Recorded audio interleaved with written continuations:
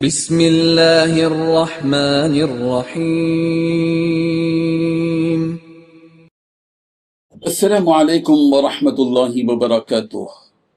الحمد للہ وکفی وسلام علی عبادہ الذین اصطفی، اما بعد۔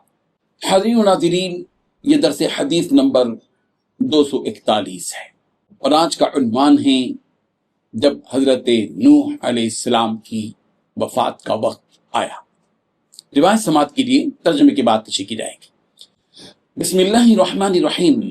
عن عبداللہ بن عمرو رضی اللہ عنہما ان النبی صلی اللہ علیہ وسلم قال ان نبی اللہ نوحا لما حضرته الوفاة قال لابنه انی قاص علیک الوصیہ امرک باثنتین وانہاک عن اثنتین امرک بلا الہ الا اللہ فذكر فضلها وسبحان الله وبحمده فذكر فضلها ثم قال وأنهاك عن الشرك والكبر قال قلت أو قيل يا رسول الله هذا الشرك قد عرفناه فما الكبر قال أن يكون لأحدنا نعلان حسنتان لهما شراكان حسنان قال لا قال هو أن يكون لأحدنا حلة يلبسها قال لا قال الكبر هو أن يكون لأحدنا دابة يركبها قال لا قال أفهو أن يكون لأحدنا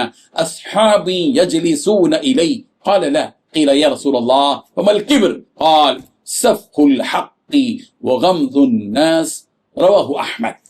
حضرت عبداللہ ابن عمرو رضی اللہ عنہ سے مروی ہے، رسول رحمت صلی اللہ علیہ وسلم نے ارشاد فرمایا جب اللہ کے نبی نوح علیہ السلام کی وفات کا وقت قریب آیا تو انہوں نے اپنے بیٹے سے کہا بے شک میں تجھے ایک وصیت کرنے لگا، میں تجھے دو باتوں کا حکم دیتا ہوں اور دو کاموں سے منع کرتا ہوں۔ میں تجھے لا الہ الا اللہ کا حکم دیتا ہوں، پھر اس کلمے کی فضیلت بیان کی، اور میں تجھے سبحان اللہ و بحمدہ کی وصیت کرتا ہوں، پھر اس کی فضیلت کا ذکر کیا، اور میں تجھے شرک اور تکبر سے منع کرتا ہوں۔ کسی نے کہا اے اللہ کے رسول، شرک کو تو ہم پہچانتے ہیں، یہ تکبر کیا چیز ہے؟ کیا یہ بندے کے اچھے جوتے اور ان کے اچھے تسمیح ہوں اس کو کہتے؟ آپ علیہ الصلوۃ والتسلیم فرمایا نہیں۔ پوچھنے والے نے پوچھا کیا یہ ہے کہ بندے کی پوشاک، اس کا لباس جس کو وہ زیب تن کرے وہ اچھا ہو؟ آپ علیہ الصلوۃ والتسلیم فرمایا جی نہیں۔ اس نے کہا پھر تو تکبر کیا ہے کہ بندے کے پاس چوپایا ہو جس پر وہ سوار ہو؟ آپ علیہ الصلوۃ والتسلیم فرمایا جی نہیں۔ اس نے کہا پھر تکبر یہ ہے کہ بندے کے ساتھی ہوں جو اس کے ساتھ بیٹھا کریں؟ آپ علیہ الصلوۃ والتسلیم فرمایا نہیں۔ اس نے کہا اللہ کے رسول تو پھر تکبر کیا ہے؟ آپ علیہ الصلوۃ والتسلیم نے فرمایا حق کو ٹھکرا دینا اور لوگوں کو حقیر سمجھنا۔ بزرگان محترم، حضرت نوح علیہ السلام کی حیات مبارکہ کے آخری لمحات ہیں، ان آخری لمحات کی ایک عظیم جھلک اس حدیث میں پیش کی گئی ہے۔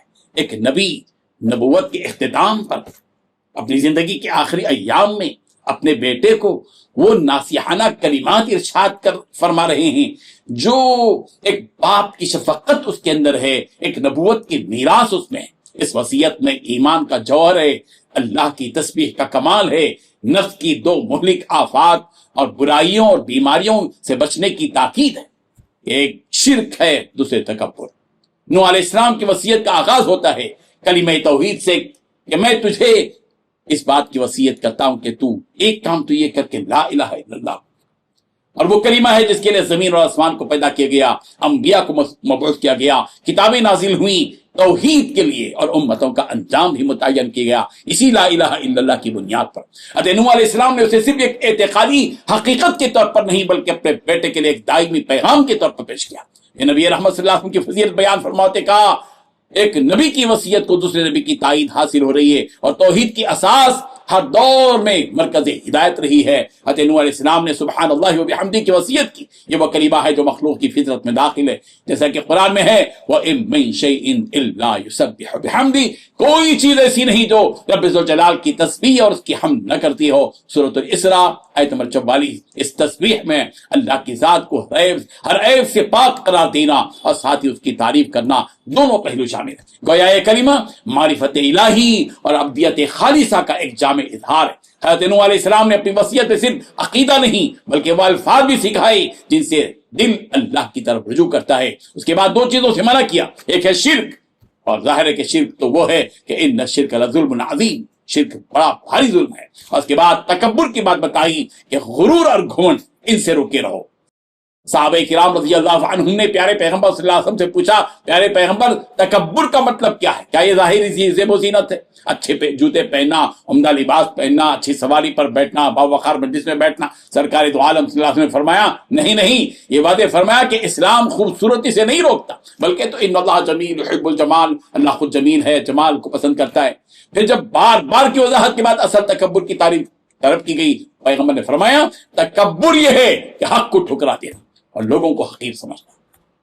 اسی لیے حق بات جب سامنے آ جائے، بندے کی بندگی کا تقاضا، اس کی عبدیت کا تقاضا ہے اس کے سامنے اپنے پیشانے کو جھکا دے اور لوگوں کو حقیر نہ سمجھے، لوگوں کے درمیان میں اپنے آپ کو حقیر سمجھے۔ یہ ہے وہ کام۔ اللہ تبارک و تعالی ہم سب کو عمل کی توفیق عطا فرمائے۔ آمین۔ وآخر دعوانا ان الحمد للہ رب العالمین۔